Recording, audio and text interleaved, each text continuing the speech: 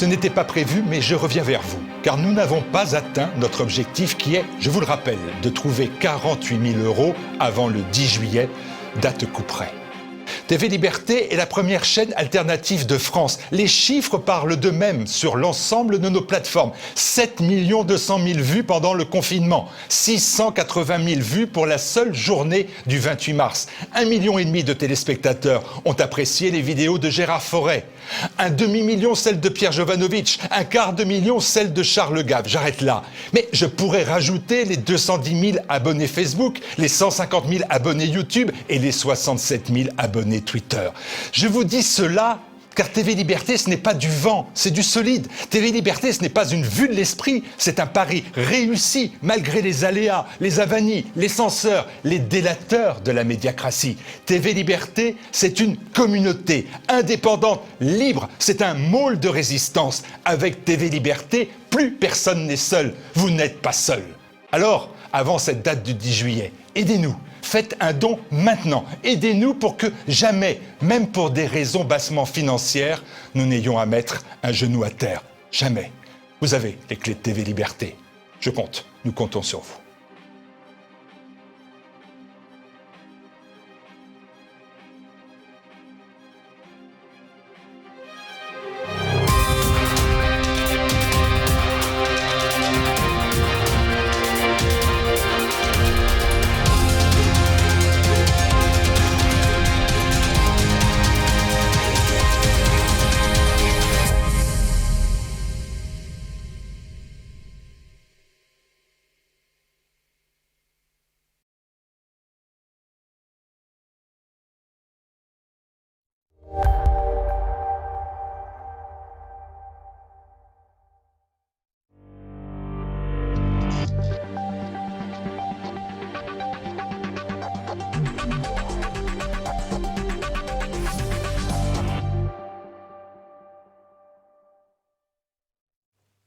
Bonjour à tous, ravi de vous retrouver pour ce retour du samedi politique, un retour en beauté puisqu'aujourd'hui j'ai le plaisir de recevoir Philippe de Villiers.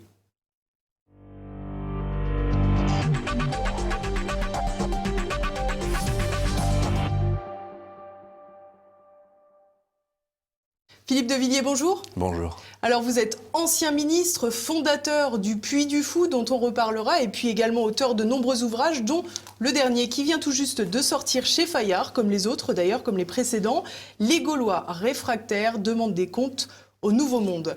Alors avant de s'intéresser particulièrement à cet ouvrage, Philippe de Villiers, j'aimerais revenir sur l'actualité. L'actualité, c'est évidemment Dijon avec des groupes, des bandes de Maghrébins et de Tchétchènes qui s'affrontent depuis plusieurs jours dans la ville. Et avant de vous donner la parole, Philippe de Villiers, je vous propose de regarder quelques images.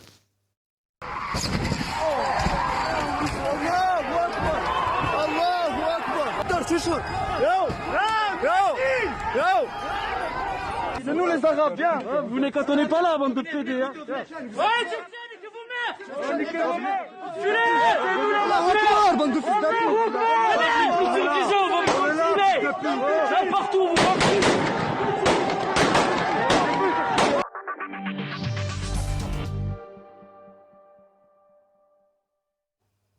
Alors qu'est-ce que ça vous évoque ça? C'est Dijon, c'est la France de 2020, Philippe de Villiers.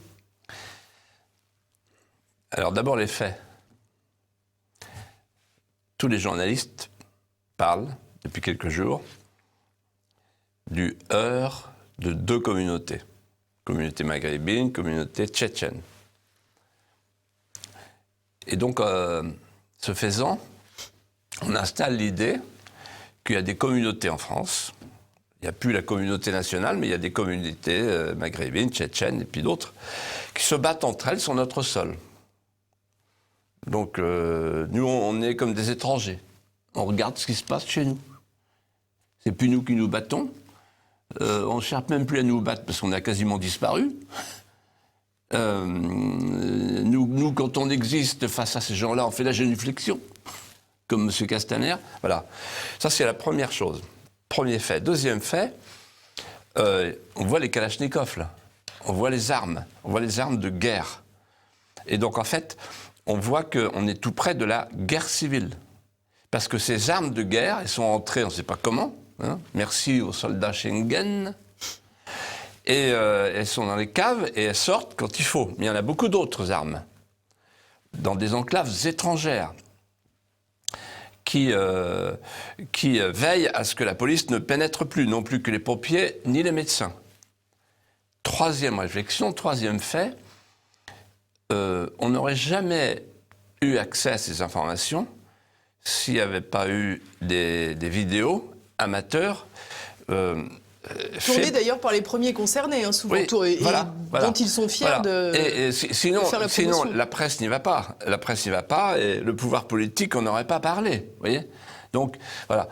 Et alors, on a M. Nunez qui dit « Ouais, on va les renvoyer chez eux, etc. » Ce sont des réfugiés politiques. Bravo, droit d'asile, etc. Donc, c'est une faillite. Mais maintenant, je vais aller plus loin.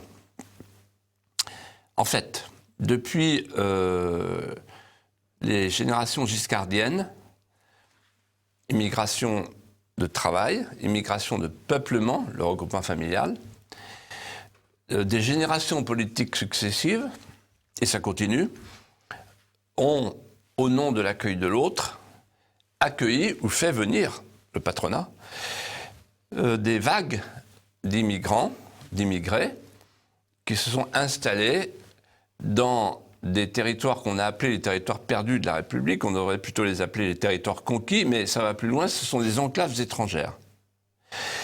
Ces enclaves étrangères développent un militantisme racialiste, avec cette magnifique famille Traoré prolifique, le père polygame. Enfin, j'ai lu un article dans le Figaro qui dit une belle famille. Une belle famille française. Voilà, une belle famille française avec mais vraiment des beaux enfants, quoi, dont beaucoup connaissent la prison et connaissent les forces de l'ordre. Bon. Mais il n'y a pas que la famille Traoré, il y a aussi les réseaux de drogue, il y a aussi évidemment l'idée que la police ne doit pas pénétrer. Donc on accuse la police de racisme pour la déconsidérer aux yeux des Français, pour la désarmer, parce que c'est le dernier rempart à la partition, je veux dire à la sécession, et donc à la guerre civile. Mais il faut aller plus loin. On a donc fait entrer, nous, la France, nos gouvernants. L'État français.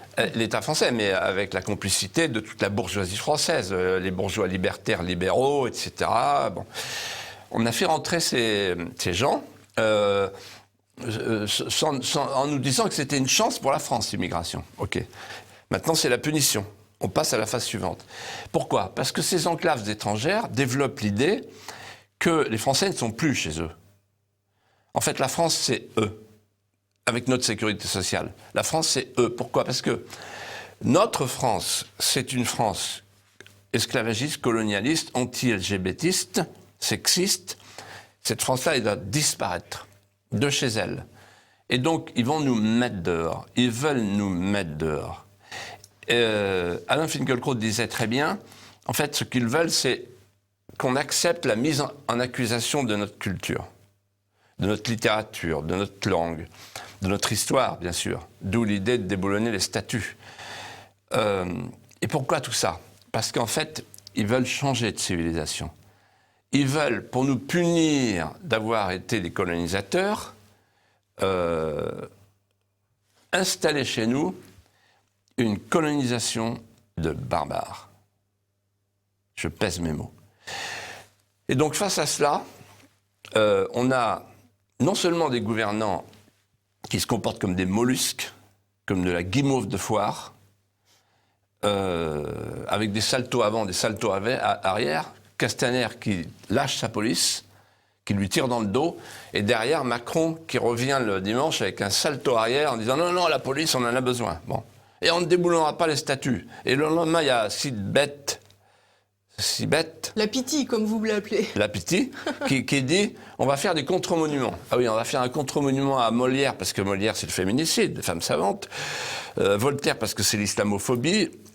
Lyotet, Charles de Foucault, le colonialisme, etc. On va faire partout des contre-monuments. Ça va faire travailler les gens du bronze. Hein. Bon. Mais, et on accepte ça. Et ben moi, je ne supporte plus ça, voyez. C'est pour ça que je suis venu là. Et c'est pour ça que j'ai écrit ce livre.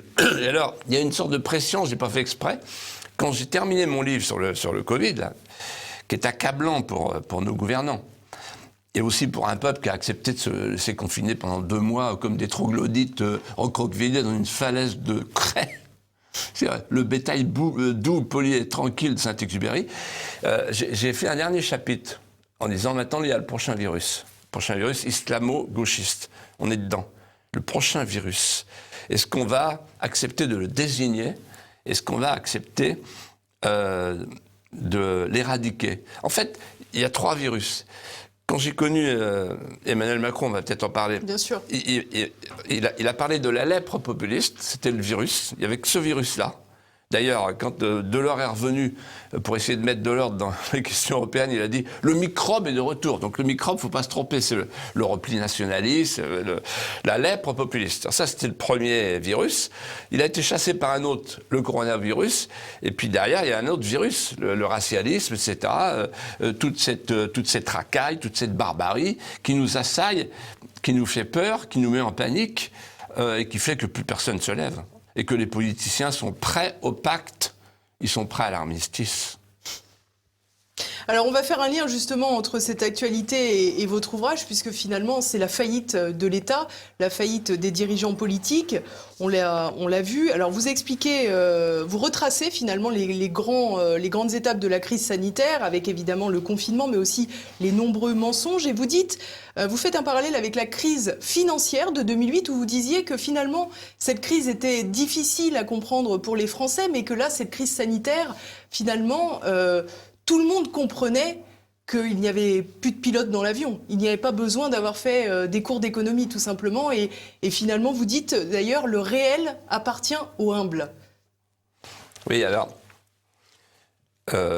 quand Emmanuel Macron vient au Puy du Fou, en 2016, on a une longue conversation, et je lui dis, votre nouveau monde, Main, Catali, Cohn-Bendit, etc., un jour, il explosera. Alors c'est quoi le nouveau monde? C'est une double promesse, un village global unifié, débarrassé des frontières, des souverainetés des nations, et le primat de l'économique sur le politique avec un marché planétaire de masse qui est censé devenir le régulateur des pulsions humaines et des tensions du monde. Voilà, c'est ça le nouveau monde. Et là, qu'est-ce qui s'est passé? Eh bien, le nouveau monde est mort du coronavirus. Parce que quand la mort revient, quand le malheur revient, quand la guerre revient, quand la pandémie arrive, eh ben c'est demi-tour, retour à l'ancien monde. C'est-à-dire, on redécouvre les nations protectrices, l'autorité régalienne, la nécessité... Enfin, on redécouvre, on devrait redécouvrir. Eh ben, on découvre, en tout cas déjà dans les paroles, puisque quand on écoute Emmanuel Macron, il parle d'indépendance, de relocalisation et de souveraineté. C'est pas mal. Mais il n'en est quand même pas encore inventé le bienfait des frontières. Mais les victoires intellectuelles précèdent toujours les victoires politiques, comme disait Saint-Aignan. C'est-à-dire qu'en fait, faut commencer par là. Et vous savez, une victoire intellectuelle, avec mon expérience politique, je vais vous la définir. Une victoire intellectuelle, c'est quand le camp d'en face, qui vous a traîné dans la boue pendant des décennies, pille votre lexique. Et donc quand je vois Bruno Le Maire, Darmanin ou les autres qui parlent de la nécessité d'un souverainisme économique, c'est moi qui ai présenté le mot à l'Académie des sciences morales et politiques en 2004. Je me lèche les babines, je ferme les yeux avec componction et je regarde passer la musique des fifres. Mais est-ce que vous ne craignez pas justement qu'ils ne reprennent que le lexique et qu'ils ne reprennent pas le corps, finalement, les idées qui sont derrière? Alors, ceux qui sont là, mais ils seront balayés. Moi, je pense que toutes les générations politiques des 40 dernières années, ils ont tout faux, puisqu'ils ont installé la société libérale libertaire, ils ont installé la Sibérie radieuse, qui est l'équivalent pour la société politique des constructions et de l'architecture de Le Corbusier. Et donc c'est une faillite. Maastricht, c'est l'idée de la mondialisation heureuse. La mondialisation heureuse, elle nous a rendus malades. Elle nous a rendus malheureux. Et elle a poussé les hommes politiques à confiner tout un peuple pendant 2 mois. Et le titre de mon livre, Les Gaulois réfractaires, c'est pas de moi, c'est de Macron. Et il a dit un jour à Copenhague, devant la reine, et les Danois, il dit, vous êtes un peuple luthérien souple d'esprit, alors que moi j'ai des Gaulois réfractaires. Sous-entendu, ils sont indociles, indisciplinés. Eh bien, les Gaulois réfractaires, ils ont accepté de se laisser embastiller, enfermer, caserner pendant 2 mois. Et en sortant, c'est normal qu'ils demandent des comptes. Ils demandent des comptes pourquoi ? Parce qu'ils sentent, sur le formica, avec leur expérience, qu'on leur a menti. On leur a dit les frontières ne servent à rien. Mais oui, mais alors tout le monde remonte ses frontières. Et puis tout à coup, les frontières ne servent à rien, mais confinement, ils n'ont pas besoin de faire du latin pour savoir ça veut dire avec des frontières. On leur impose des gestes barrières. Mais qu'est-ce que c'est qu'un geste barrière ? C'est une frontière. Et alors, on leur parle de l'espace sans frontières au niveau européen. Et l'espace sans frontières, ça devient la frontière sans espace. C'est-à-dire que quand vous récusez la réalité, la nécessité des frontières nationales, qu'est-ce que vous récoltez ? Eh bien, la frontière domestique. Et qu'est-ce que c'est que le confinement général du peuple français ? C'est la suite logique. Je ne veux pas de frontières, je veux un monde sans frontières, je veux une mondialisation sans frontières, sans souveraineté, sans nation. Une société liquide, offshore. Restez chez vous et allez voter. Et restez chez vous, et voilà. Et puis à un moment donné, non seulement restez chez vous, mais il y aura une attestation pour sortir dehors, et vous aurez juste le droit de promener votre chien. Il y a 7 cases, vous avez remarqué, il y a 7 cases, ce que je raconte dans mon livre, et ça me rappelle les 7 péchés capitaux de mon enfance, les 7 piliers de la sagesse de Laurence d'Arabie, les 7 chefs de M. Seguin, là encore de mon enfance, les 7 sceaux de l'Apocalypse. Et bien désormais, dans l'histoire, je m'adresse aux téléspectateurs, il y aura les 7 cases d'Édouard Philippe. Mais seulement, il manque la 8e case. Il y a la case pour l'hypermarché, pour l'administration, il y a la case pour le petit toutou, pour qu'il aille faire pipi, hein, ça c'est... voilà. Mais il manque tout ce qui touche à la nécessité de la vie de l'esprit. Alors justement, dans le livre, vous revenez... Et justement, pardonnez-moi, je vais jusqu'au bout, la débâcle, c'est quoi ? C'est... parce que je parle de débâcle parce qu'il a parlé de guerre, Bien sûr. le président. C'est, le traumatisme d'un peuple amputé de sa liberté fondamentale, un peuple qui est fait pour le grand vent, pour le Mistral, la Trommatin et le vent de guerre, il n'est pas fait pour être enfermé. Deuxièmement, la déchirure des tissus conjonctifs de la France industrieuse. Troisièmement, l'abandon des anciens qu'on a fait mourir ou qu'on a laissé mourir dans le silence. Et quatrièmement, la victoire de Créon sur Antigone, qui n'a pas eu le droit d'enterrer son frère. C'est une défaite de civilisation. Voilà. Alors ceux qui ne voient pas ça et qui considèrent que le confinement était une nécessité ne comprennent plus rien à ce qu'est notre civilisation. On pouvait faire un confinement ciblé, géographiquement, médicalement. C'était une folie de faire un confinement généralisé et aussi strict. Alors j'aimerais revenir tout d'abord sur cet aspect spirituel justement que vous venez d'évoquer. Vous évoquez dans le livre la fermeture des églises et l'impossibilité pour les catholiques de pouvoir se recueillir dans les églises. Mais vous êtes aussi assez dur avec l'église, avec un grand E, j'allais dire, puisque vous dites que finalement, avec une pareille attitude, une pareille docilité vis-à-vis du pouvoir, ça ne peut susciter que des vocations de serrurier. C'est très dur ce que vous dites. Non, mais c'est très simple. Dans toute l'histoire des épidémies, dans l'histoire de la lèpre, dans l'histoire de la peste, l'Église était centrale. Elle avait un message. Elle était ce qu'on pourrait appeler la spécialiste de la mort, c'est-à-dire du passage. Là, elle est périphérique. Il y a eu des communiqués de la conférence des évêques de France disant, je cite de mémoire, je cite dans mon livre, que le bien suprême, c'était la santé. Et là, j'aborde un sujet très important avec vous, en répondant à votre question. Avec mon expérience politique. La prophylactique, c'est la santé. Très bien. C'est le métier des scientifiques et des médecins. Mais si on considère que la survie biologique est supérieure à la vie, la politique disparaît. Or, la vie, c'est la vie affective, c'est la vie sociale, c'est la vie familiale, c'est la vie spirituelle, c'est la vie culturelle, c'est la vie créative. La vie, le risque de la vie. Une société qui, au nom de la survie, n'est plus prête à prendre ce risque, est prête à liquider la vie, à enfermer la vie, on sait comment ça commence, on ne sait pas comment ça se termine. Orwell, réveille-toi, ils sont devenus fous. C'est en fait Michel Foucault, je ne cite pas souvent, mais il a parlé du biopouvoir.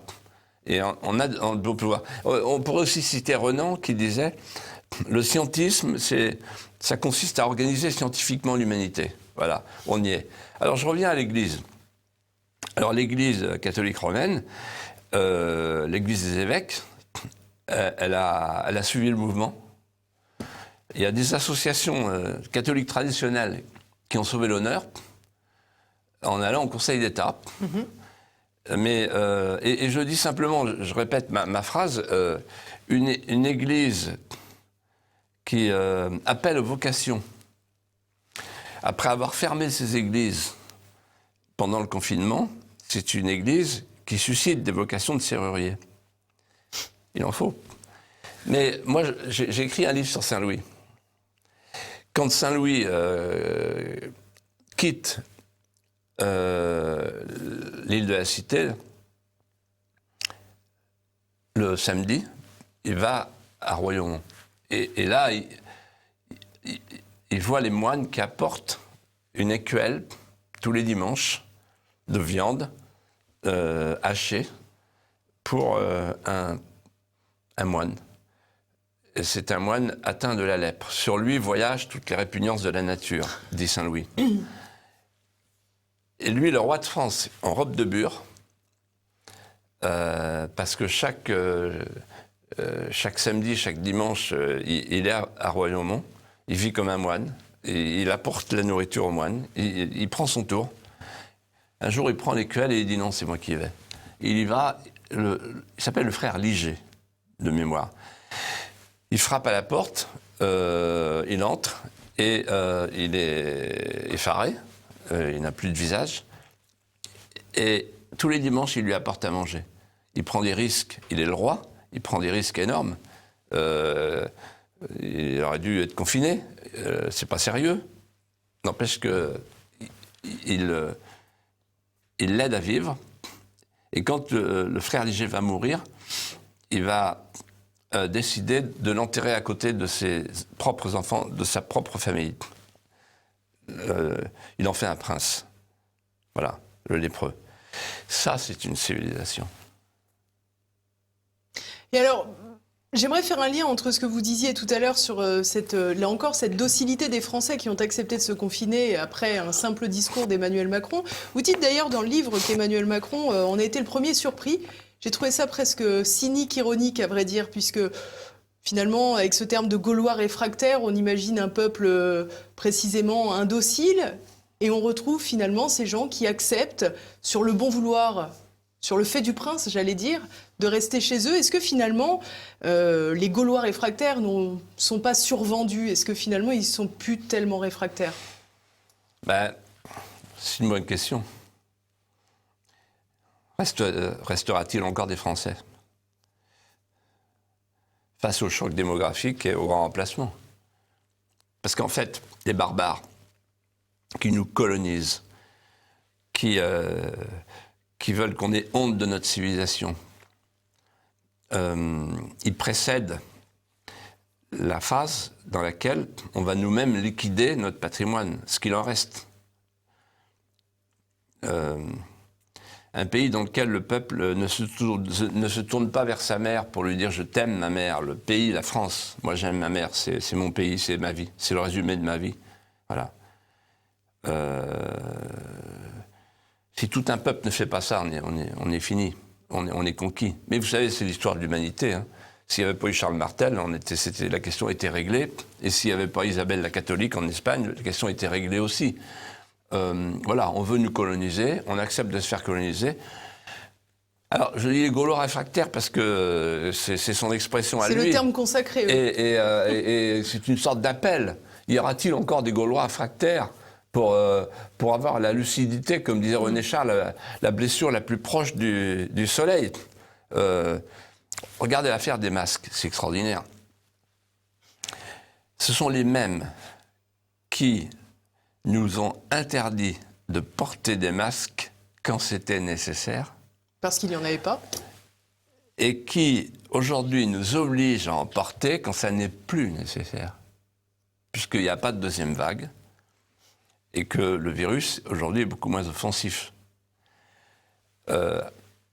Et si les Gaulois réfractaires étaient lucides, perspicaces, c'est le cas de quelques-uns, ils se diraient quoi? Ils se diraient ce que Macron m'a dit en confidence le 17 mai dernier. Parce qu'il était très agacé par les lenteurs du déconfinement. Quand je lui ai dit, mais alors le Puy du Fou, on va mourir. Parce que Édouard Philippe m'a dit mercredi soir au téléphone, vous n'ouvrirez pas cet été. Et je lui ai dit, mais pourquoi vous faites ça? Il me dit, mais je ne suis pas d'accord avec ça. Ils vont faire crever le pays. Ah! Donc il y avait un léger désaccord que j'ai senti au téléphone. Et il a ajouté, je lui ai dit, mais pourquoi alors il fait ça? Pourquoi? C'est l'article 20 de la Constitution. Non, il gère son risque pénal. Donc en fait, entre le précautionnisme qui paralyse l'action publique et la judiciarisation qui met la trouille dans le cœur de tous nos élus et de tous nos responsables publics, on ne bouge plus. On n'ose plus bouger. Et face à cela, on a un peuple masqué qui accepte le bâillon. Et alors justement, face à cette judiciarisation, on a compris que dans le livre, vous demandez des comptes à l'image des Gaulois réfractaires, mais pour autant, on a le sentiment que vous n'êtes pas favorable à cette judiciarisation qui, finalement, muselle un peu l'action des politiques. C'est difficile de vous suivre, parce qu'on voit qu'aujourd'hui, il y a à peu près 80 plaintes qui ont été déposées contre l'exécutif, justement, pour la gestion calamiteuse, je crois qu'on peut s'accorder sur le terme de la crise sanitaire. Est-ce qu'il faut s'en féliciter ou au contraire, est-ce qu'il faut le déplorer? Non, alors, votre question est très importante. Et je vais essayer d'expliquer ma position, qui est le fruit de l'expérience. La responsabilité politique, c'est une chose, elle relève de la politique. Le jugement politique, bon, le peuple juge, c'est responsable, c'est la politique. La décision politique, la responsabilité politique, c'est la politique. La justice, c'est autre chose, c'est les fautes individuelles. On n'est pas en Union soviétique, il n'y a pas de faute collective. Donc la faute individuelle, la faute intentionnelle, la non-assistance à personne en danger, etc. Donc, moi, c'est pas mon métier, je ne suis pas juge. Et je me méfie des juges, d'ailleurs, et de la traque, par principe. Et ça va plus loin. C'est qu'en fait, l'évacuation du problème par la justice permet aux hommes politiques de ne pas parler du sujet. Et donc, moi, je reste sur le sujet. Le sujet, c'est le suivant. Comment a-t-on pu, au moment de Maastricht, liquider la préférence communautaire et nous expliquer que il fallait que l'Europe soit en fait le palier avant l'organisation d'une gouvernance mondiale. On a donc expliqué aux Français qu'il fallait que la France meure pour que les Français vivent. Qu'on serait plus fort à plusieurs, en fait, tout ce qu'on connaît. Bon, en fait, on a mis du temps à comprendre que la Commission de Bruxelles, elle voulait abattre les frontières, abattre les souverainetés, abattre les nations, les identités. Bon, on y est presque arrivé. Ce faisant, on ne s'est pas rendu compte que la mondialisation, elle est par nature virale et que du virus, elle est le biotope. Et on a fait croire aux gens qu'il n'y aurait plus jamais d'épidémie, qu'il n'y aurait plus jamais de guerre, etc. Parce que c'est ça la mondialisation. Moi, je me souviens, la chute du mur de Berlin, quelques jours après, Giscard, Balladur, etc., au moment du traité de Marrakech sur l'OMC, l'Organisation mondiale du commerce, que j'appelle l'Organisation commerciale du monde. En fait, on nous a dit, voilà, tout va changer et on sera plus heureux. Pourquoi ? Parce qu'on va vivre dans l'interconnexion, on va vivre dans l'interdépendance. La religion des flux, qui est le féminisme des imbéciles, la religion des flux. Donc il n'y a plus de stock. On n'a pas besoin de stock. Le monde, les Chinois, nous, si on a besoin de masques, il y aura les Chinois, etc. Puisque on entre dans une ère nouvelle, post-historique, post-politique, une ère de paix perpétuelle, grâce à la religion des flux et à la société liquide. L'homme nomade de Attali, l'homme nomade. Voilà. On fait sauter les deux frontières. C'est le progressisme absolu, la frontière physique, donc plus de frontières, et la frontière anthropologique, plus de différence entre l'animal et l'homme, plus de différence entre la mort et la vie, l'euthanasie, et plus de différence entre l'homme et son prolongement, le transhumanisme. Voilà. On a eu ce qu'on a eu, on a eu la pandémie, et c'est que le début, puisqu'il y a des milliards de micro-organismes qui sont en salle d'attente. Donc moi, je veux qu'on juge ça. Attention, parce qu'on va amuser la galerie avec les procès de Mme Buzyn, tout ça, etc. Et pendant ce temps-là, on va garder le nouveau monde. Moi, je veux qu'on mette à bas ce nouveau monde et qu'on revienne à l'ancien monde, c'est-à-dire un monde de nations, d'États, de souveraineté. Et pas de souveraineté européenne. De toute façon, la souveraineté européenne, c'est ce que je dis dans mon livre, même si ça paraît vulgaire à nos téléspectateurs, fermer les yeux, les oreilles des enfants. La souveraineté européenne, moi, ça évoque pour moi un truc tout simple. C'est la souveraineté sans peuple. Et la souveraineté sans peuple, c'est comme l'amour à distance de la branlette. Alors, on reste sur cette crise sanitaire, Philippe de Villiers.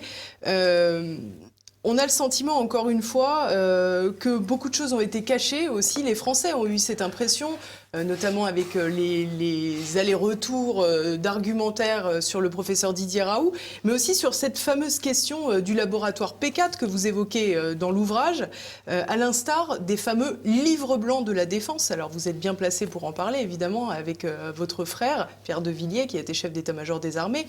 Et donc vous expliquez finalement que toutes ces excuses présentées par les politiques tout au long de cette crise pour expliquer on ne savait pas, c'est une situation inédite, c'est nouveau, tout cela il aurait fallu tout simplement lire ce qu'on leur proposait, leur rapport et suivre finalement le fil, j'allais dire pour reprendre, tirer sur le fil de tout ce qui s'était déroulé depuis des décennies. Tout était en place pour le savoir. Vous avez tout dit. D'abord, c'est une ineptie de dire qu'il n'y aura plus d'épidémie. Or, il nous disait ça grâce à la mondialisation. Bon. Il fallait... Alors, on ne pouvait pas prévoir, mais on pouvait préparer. Donc, le gouvernement a fait payer son impréparation, son impéritie, son incurie, son inculture, son imprévoyance à la population française.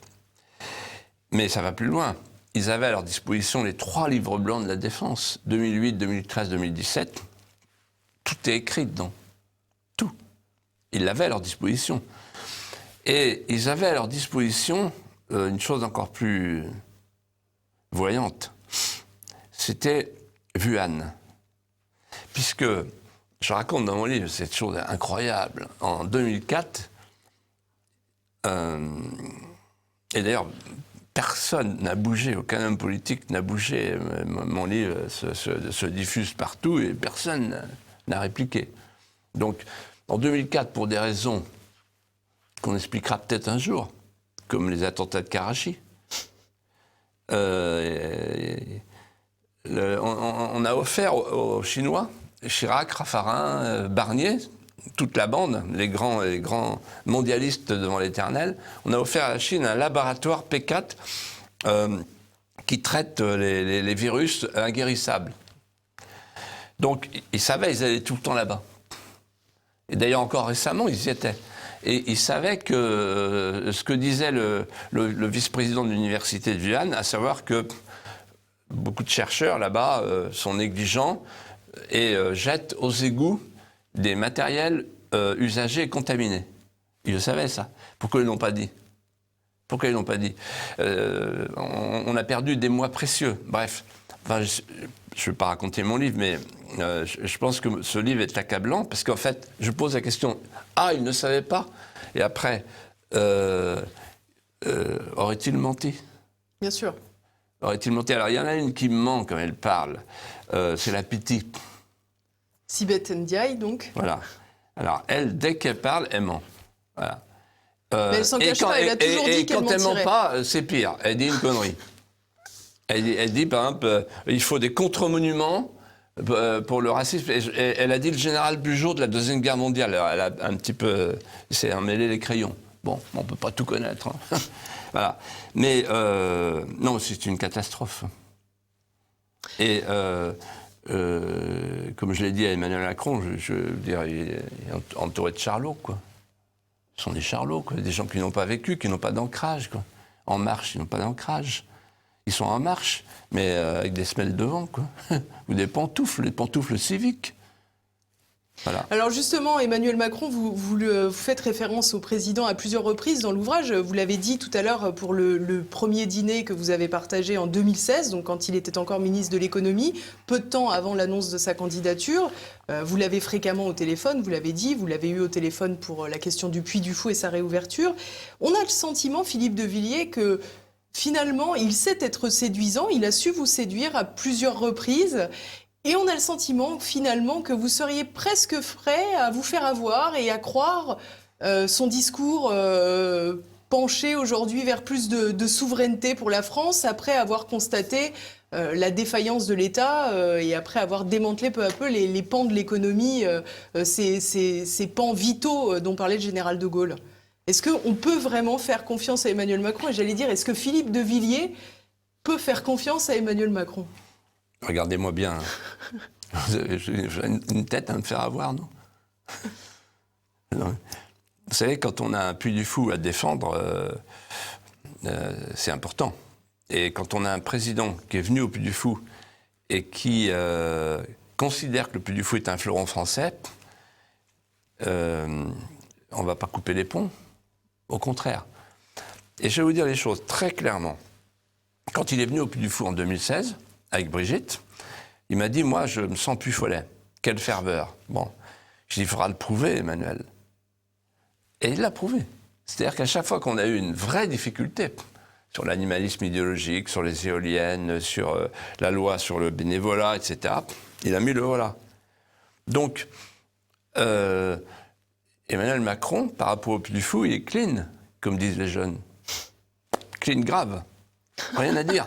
Rien à dire. Et d'ailleurs, c'est ce qui a fait que quand on s'est parlé, un soir, je l'ai appelé, quand j'ai vu la bande passante, tous les spectacles de plus de 10 000 spectateurs sont interdits, je lui ai dit, Emmanuel, je vous appelle pour vous inviter à l'enterrement du Puy du Fou, et comme vous êtes un ami du Puy du Fou, vous serez au premier rang. Voilà, je voulais vous annoncer qu'on vous fera cet honneur. Et il me dit, quoi? Qu'est-ce qui se passe? Le Puy du Fou va pas mourir, c'est pas possible, voilà, etc. Donc voilà. Alors après,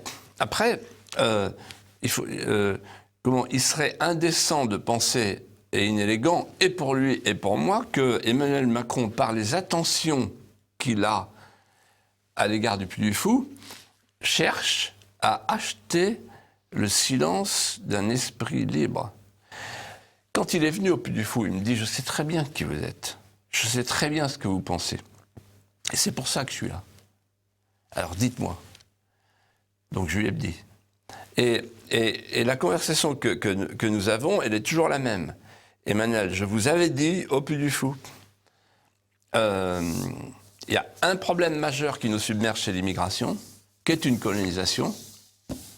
Il m'a dit, je suis d'accord avec vous. Bon, la suite n'a pas suivi. Et après, j'ai ajouté, la grande question du quinquennat à venir, à l'époque, il n'était pas candidat. La grande question du quinquennat à venir est la suivante, est-ce qu'on va adapter la France à la mondialisation, comme ont fait les prédécesseurs, ou est-ce que, depuis Maastricht, ou est-ce qu'on va adapter la mondialisation à la France? Voilà. Donc c'est la question de l'organisation commerciale du monde, de l'OMC, etc., la fameuse interconnexion, la fameuse idée de confier notre paracétamol aux Chinois. Bon. Toutes les conversations qu'on a eues, sont des conversations rudes, en vérité, mais rudes. On n'est pas d'accord. Voilà. Donc, est-ce qu'on a le droit de se parler, même quand on n'est pas d'accord? Moi, je pense que pour les Français, les choses sont claires. Philippe de Villiers, ils me connaissent. D'ailleurs, je suis même caricaturable, caricaturé. Bon, voilà. Bon, donc moi, je suis un homme de l'ancien monde. J'ai créé un truc qui s'appelle le Puy du Fou, qui voyage dans le monde entier, à partir de rien. Et donc, le président est... Et votre antithèse? Presque. Oui, c'est ça. Mais il est fasciné par l'aventure du Puy du Fou. Moi, je trouve que c'est bien. Ses prédécesseurs, dès qu'ils avaient une nouvelle fiancée ou des Ray-Ban, bah, ils traînaient, ils allaient à Disneyland. Bon, lui, il est venu au Puy du Fou et il prend des nouvelles du Puy du Fou. Voilà. Alors, il faut pas... Alors, si vous voulez, on va dire les choses de manière synthétique. Je lui ai confié 2 missions dans notre amitié. Cette amitié, en vérité, cette amitié rude. Rude, c'est-à-dire, je lui dis les choses et il accepte la critique. Je lui ai dit, vous allez sauver le Puy du Fou et sauver la France. Bon, pour le Puy du Fou, c'est bon. Pour la France, c'est moins bon. Voilà. Mais en fait, je ne désespère pas. Pour la raison suivante, qu'il faut bien comprendre, c'est qu'en fait, ce sont les mots qui font les révolutions ou les contre-révolutions. Ce sont les mots.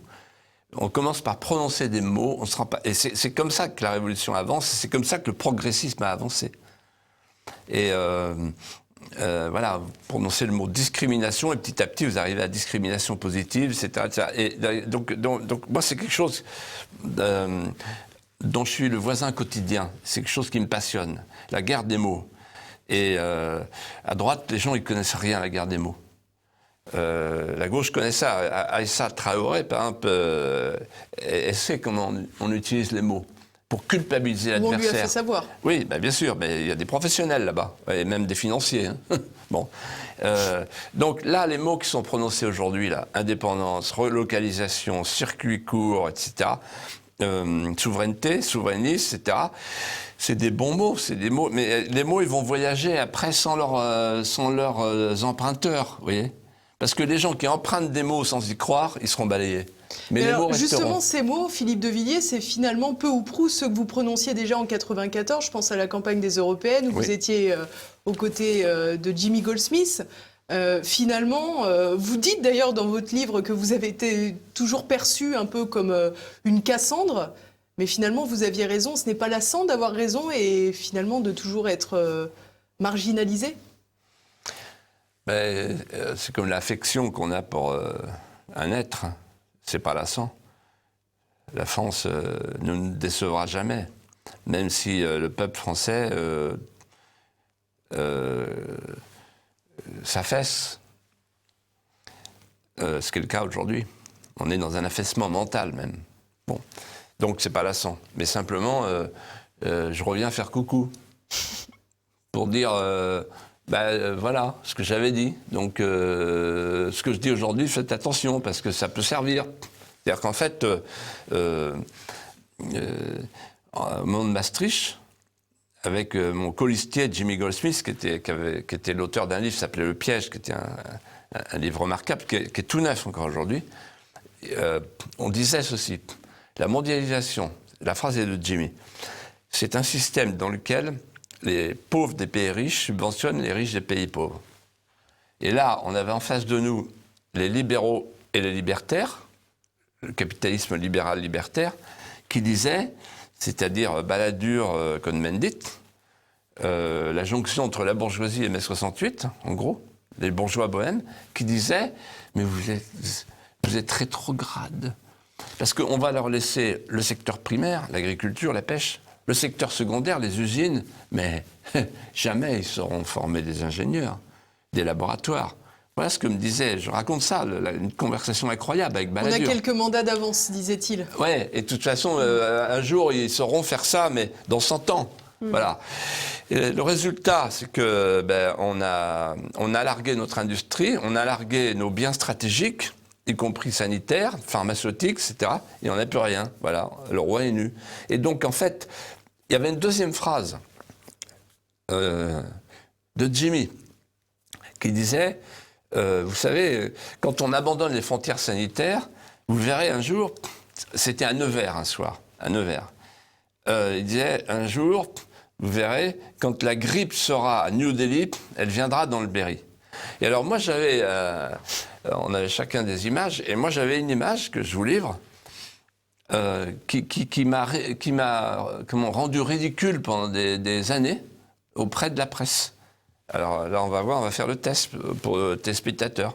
Je disais, le Vendée Globe, quand j'ai créé le Vendée Globe, on a, avec la Fédération mondiale de la voile, examiné ce que serait le règlement pour les bateaux, parce qu'une course en solitaire sans escale, c'est très dangereux.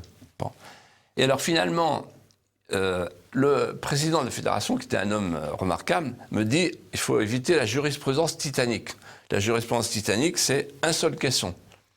Et donc la lame de glace a percé la coque, et l'eau s'est répandue, et le bateau a coulé. Alors je dis, mais alors qu'est-ce qu'il faut faire? Il faut imposer 7 caissons étanches. Et cette histoire m'est revenue, et je disais en 1994, avec d'autres, les nations sont les caissons étanches de la mondialisation. Là, tout le monde a voulu faire disparaître les nations, tout le monde a dit la frontière c'est le mal. Ben, il a bien fallu relever les frontières partout dans le monde. Et ceux qui ont réussi, c'est ceux qui avaient des frontières, détestent des masques. Qu'est-ce que ça veut dire? Des frontières, ça veut dire qu'ils ont une souveraineté à portée de la main. La souveraineté, c'est les portes et les fenêtres. Je suis chez moi. Je suis libre, je suis chez moi, mais je regarde par la fenêtre. La frontière, c'est un filtre pacificateur, contrairement à ce que croit le pape François. C'est pas qu'il dit qu'il veut faire des ponts partout, mais les frontières, c'est un filtre pacificateur. Deuxièmement, la souveraineté, c'est l'idée de prévoir les masques et les tests. Et quand vous êtes dans l'idée de la protection des intérêts vitaux, vous vous dites, bon, je suis obligé de prévoir tout ce qui peut se passer. Par exemple, j'ai l'atome. Je prévois la guerre avec l'atome. Donc, je dissuade. J'ai une armée, etc. Bon, mes intérêts vitaux, je veux une agriculture qui ne soit pas trop contaminée par le processus agrochimique, etc. Et j'ai des masques parce qu'on m'explique que en Asie, avec le SRAS, etc., on a prévu des masques parce qu'avec les masques, les postillons s'arrêtent. Voilà, ce qui est le bon sens. Ce que Sibeth, l'appétit, n'a pas vu parce qu'elle manque de bon sens. Voilà. Et Agnès Buzyn non plus. Bon, ben voilà. Et donc on n'avait pas de masque, et donc on n'avait pas de test. Parce que quand vous n'êtes plus souverain dans votre tête, eh bien vous n'êtes plus souverain dans vos actes. Vous devenez un dhimmi ou un soumis. Et nous, on est un protectorat de Bruxelles, et en même temps les dhimmis de l'islamisme et du racialisme. Toute dernière question, Philippe de Villiers. Ce livre, est-ce que c'est votre retour en politique politicienne, j'allais dire, ou au contraire, est-ce que c'est finalement une voix d'autorité qui veut apporter sa pierre à l'édifice?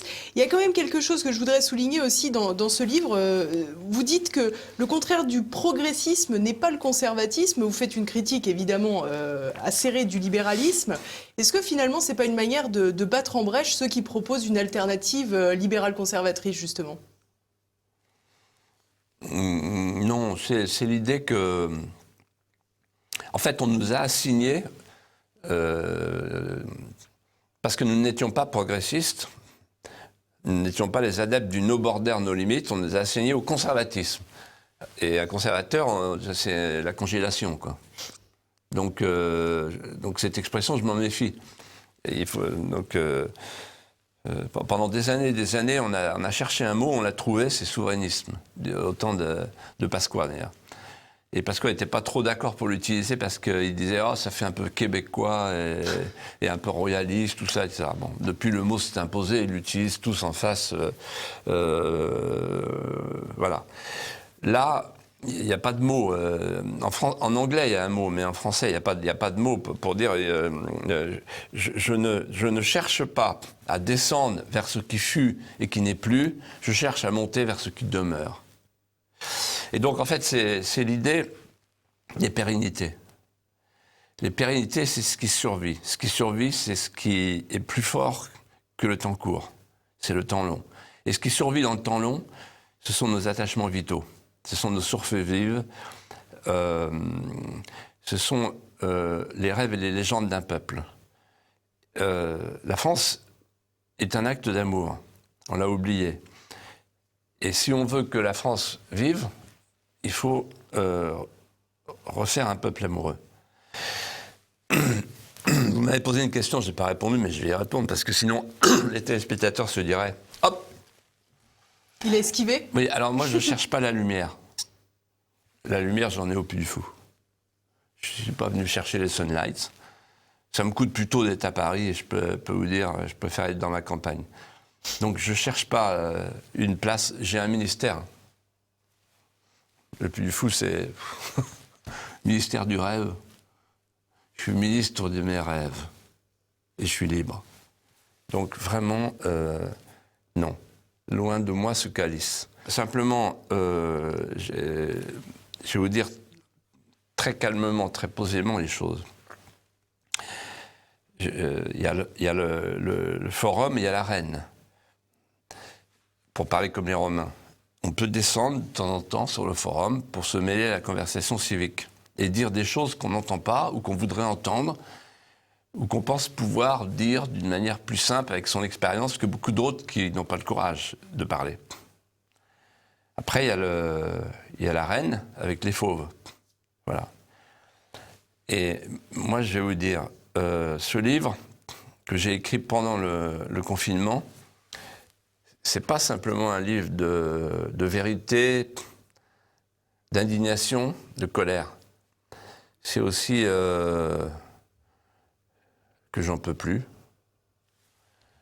Et je peux pas vous dire aujourd'hui ce que sera l'avenir.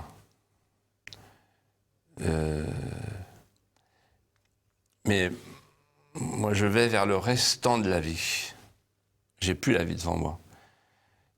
Et j'ai peur de la lâcheté.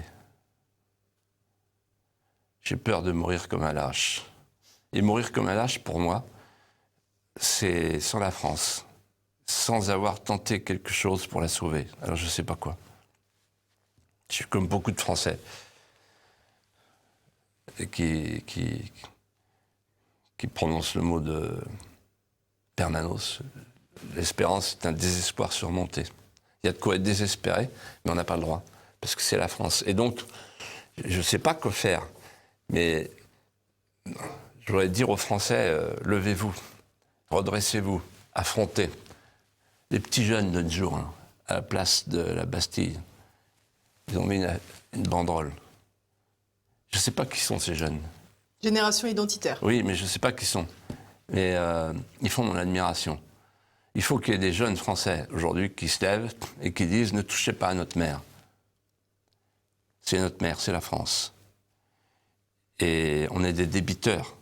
Et si on veut être des créateurs, il faut qu'on accepte d'être des débiteurs. La dette est immense, c'est une dette morale. Elle n'est pas remboursable. Donc au moins, comportons-nous comme des gardiens, comme des garants, et sauvons ce qu'on peut sauver. Et soyons dignes. Alors voilà, digne et jamais des lâches. Vous savez, Solzhenitsyn, quand il est venu en Vendée, on a eu une conversation, la dernière, il m'a dit « Oh, l'intelligence, l'intelligence ». Il parlait de Giscard, l'intelligence en France, que des gens intelligents, la France, les salons du 18e, tout le monde était intelligent, les Lumières. Il s'est énervé pour la première fois. Et j'ai dit, du calme. Et quoi? Vous voulez dire quoi? Il dit, le courage. Le courage. C'était avant son discours, non, après le discours d'Harvard, le déclin du courage. Le courage, il me dit, le courage français. Voilà, Duquesclin, Bayard, Jeanne d'Arc, Clovis, la grande lignée de tous ceux qui ont été des réfractaires. Voilà. Et moi, j'espère, jusqu'à mon dernier souffle, me comporter comme un réfractaire. Je préfère être un martyr, si ça m'est demandé, que de mourir comme un lâche. Parce que si j'ai fait le Puy du Fou, c'est parce que j'aime mon pays, j'aime la Vendée, j'aime la France. Je ne peux pas accepter la situation dans laquelle on est. Voilà, c'est tout. C'est pas autre chose. C'est totalement gratuit. Totalement gratuit. Merci beaucoup Philippe de Villiers. Je rappelle à tous les téléspectateurs, ce dernier ouvrage de Philippe de Villiers aux éditions Fayard, Les Gaulois réfractaires demandent des comptes au Nouveau Monde. Merci à tous de nous avoir suivis. N'oubliez pas de partager, de commenter et évidemment de mettre le pouce en l'air en bas de cette vidéo. Merci à tous et à la semaine prochaine.